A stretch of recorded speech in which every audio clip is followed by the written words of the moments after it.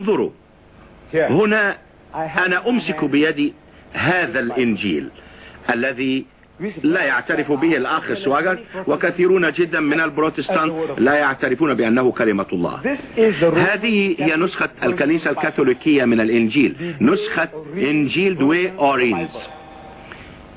يحتوي هذا الإنجيل على 73 سفرا، إنه موسوعة مكونة من 73 سفرا، ويزيد ب7 أسفار عن الإنجيل الذي يقسم عليه الأخ سواجر، أعني نسخة الملك جيمس. هذه هي نسخة الملك جيمس التي يقسم بها الأخ سواجر. في مجلته الإيفانجيليست عدد ديسمبر 1985 يسأل أحدهم الأخ سواجر عن الإنجيل هل هو كلمة الله، وبين قوسين يقول أنا أعني نسخة الملك جيمس.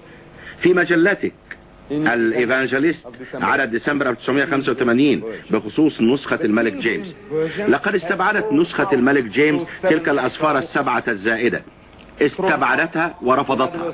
خلاصة القول ان هذه الأسفار 7 الزائدة لا يقبلها البروتستانت على انها كلمة الله. انتم تستعملون مصطلحات فنية مثل أبوكريفا، وهي كلمة لا تعرف الجماهير المسيحية معناها. ما معنى أبوكريفا؟ معناها مشكوك في أمره، ضعيف، ليس أهلا أن يوضع في كتاب الله، ولهذا السبب استبعدها البروتستانت واعتبروها تلفيقا. هذه الكتب 7 استبعدت من هنا، لذلك فهذه النسخة لا يقبلها المسيحيون البروتستانت على أنها كلمة الله.